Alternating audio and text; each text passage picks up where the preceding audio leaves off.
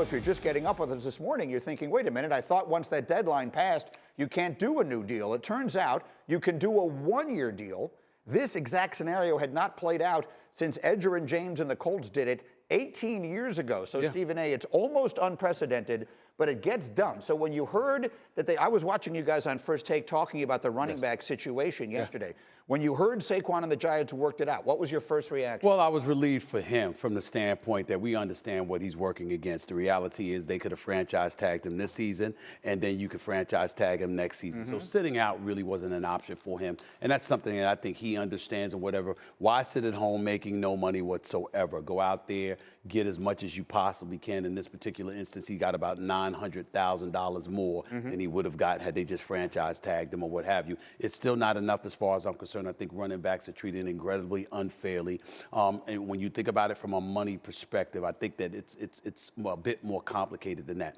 I don't think that 2 franchise tags should be allowed to should be forced upon a running back.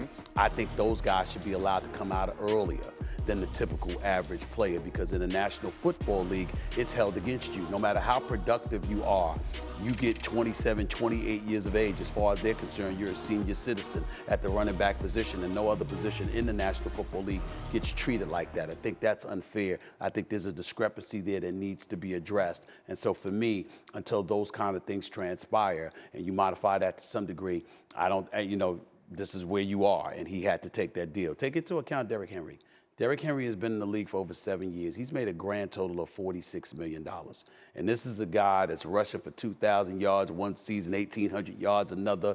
Obviously, he's a pivotal part of the Titans' offense and whatever. I know he's had some injuries, but he's an absolute stud, and he's highly productive when he's on the field. And all he has to show for it is $46 million over 7 years, when we see guys in the NFL signing for $150, $200 million, et cetera, et cetera. Something's got to give. Well, that's the point. I have no issue with the quarterbacks, generally speaking, getting paid so much money, because generally speaking, they are so disproportionately valuable to their teams. But the reality is, Derrick Henry is by far the most valuable player on his team, and Saquon is by far the most valuable player on his. I've said this on numerous occasions. Molly Qerim has been very, very annoyed at me about this. I don't care. I've said to her, hey, it's Saquon Barkley and a bag of chips. That's your offense in East Rutherford, New Jersey, for the New York Giants. Without him, who are you? Without him, does Daniel Jones get the contract that he got? It's a damn shame when you're able to utilize his greatness to the benefit of others, but he can't benefit himself. There's something wrong with that picture, but I think it's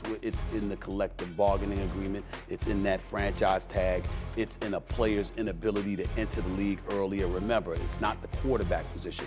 You hand the ball off to the damn running back, for crying out loud. It's not too complicated in that regard. And if you have the ability to come into the league a bit earlier so you can start making your money earlier, so they don't hold your birth certificate against you later on down the road, I think that's something that they should consider when it comes to running backs. Okay, so there's the situation with the news this morning. And the Giants, we figure again this year to be chasing Philadelphia and Dallas in the NFC East. The entire world wants to hear, as the Cowboys open their training camp this morning, what are your expectations for their season? My expectations? Yes. Well, the Dallas Cowboys are going to be a formidable team in the NFC. They're going to challenge for the NFC East crown. They'll lose that battle to the Philadelphia Eagles, but they'll make the playoffs, and then they will go home. This is what they do. And so we understand that. You picked up Stephon Gilmore. You still got Diggs on the other corner. Their defense should be upgraded. Obviously, Dan Quinn knows what he's doing. He's an elite defensive coordinator. We understand that. But stop the presses. I mean, did you hear the news? Mike McCarthy's calling plays. I mean, it's going to make a world of difference. I mean, Mike McCarthy's calling plays going to make a world of difference. Suddenly, Dak Prescott is not going to throw 15 interceptions, and he's not going to have 5 games with more than 1 interception. He's not going to turn the ball over. Did you hear the news? I mean, it's back-page news. I mean, Dak Prescott said, I'm going to cut down on these turnovers. Like he just gets to say that, and it happens. Like, opposing defenses have nothing to do with it. I get it. I understand it. This is what the Dallas Cowboys do. This is who they are. I love the momentum. I love seeing Ryan Clark and others just bloviate about them. It's real special because, you see, I keep receipts, and I keep those videos, and it's on tape. You know what I'm saying? It's the beauty of television. You can just call it up, you know? And so when they say stuff like that and they're bloviating about the Cowboys, I simply take stock of all of those videos and I hold them in my back pocket to be utilized at my discretion. And I can assure you, I will be using them again this year. The Dallas Cowboys will be relevant until they're not. That's what they do. Which will make It's just you what they delay. do. It's just what they do. And it will once again disappoint. You're the owner there, Jerry. No, that's my buddy. You know, I know it's your guy. That's my buddy. I'm not happy about that part. But So you know him. Yes. So he wants to get this thing done. Yeah. Is the heat on the coach or on the quarterback in your mind this year in Dallas if it doesn't? I think it's on the quarterback. I say all of that to say that if you're Mike McCarthy, I don't think he's going to be at all, all fun aside. I think he's a damn good coach, and I think that he's somebody, obviously, that's going to run the football more. It's not going to be about having a top-rated offense and, and yardage and all of this other stuff where the defense can't get spelled for in any way. He's going to give him a break. He's going to have Tony Pollard and running back by committee behind him, running the football a little bit more. Obviously, you picked up Cooks. You got him with CeeDee Lamb. We get that, but I think the Dalton Schultz loss is a big deal, and as a result, Dak Prescott is going to have to throw the ball a little bit more downfield. That means it'll be a little bit more air under the ball, which means there will be opportunities for people to take advantage of that because he won't have his safety net in Schultz to throw the football to. And I think as a result of that, I don't think you're going to see people looking at McCarthy. I think you're going to see people looking at Dak Prescott, and they're going to say enough's enough. You've been in the league for about 8 damn years. You ain't been to a championship game. You ain't been to a Super Bowl, but you got your bag, okay? What you going to give us in return? I think it's going to get to a point where people are going to start asking that about Dak Prescott. Okay, so that's another quarterback in the news.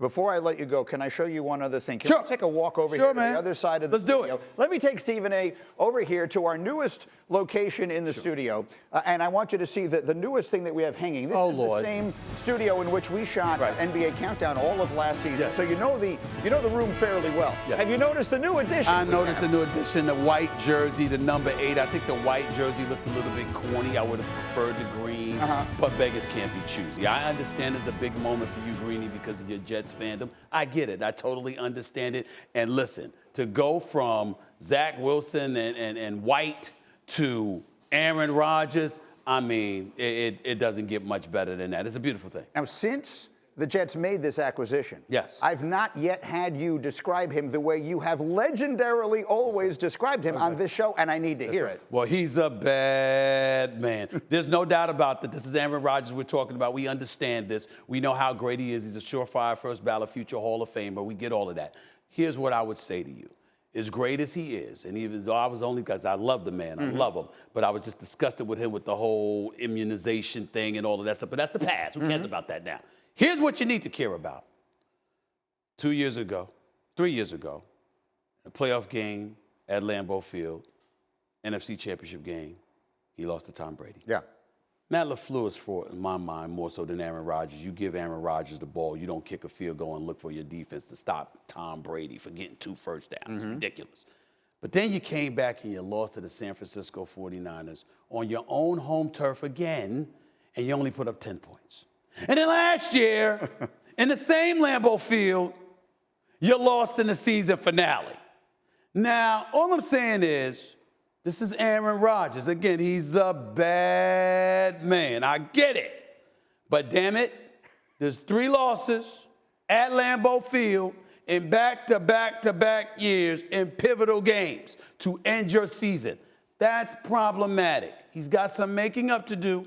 You got Garrett Wilson, you got Breece Hall coming back, you got a defense that is elite, but you're in the same conference as Patrick Mahomes, Joe Burrow, Lamar Jackson, Josh Allen, Tua Tagovailoa with Tyreek Hill, assuming he won't get concussed. You Deshaun Watson, let's not forget him. Trevor Lawrence, let's not forget him. Justin Herbert, let's not forget him. So you got your work cut out for you. If anybody could do it, that man can, but he hasn't in quite a long time. And don't forget, you can watch Get Up every weekday morning on ESPN between 8 and 10 a.m. Eastern Time. And stay tuned here for more exclusive Get Up content on YouTube as well.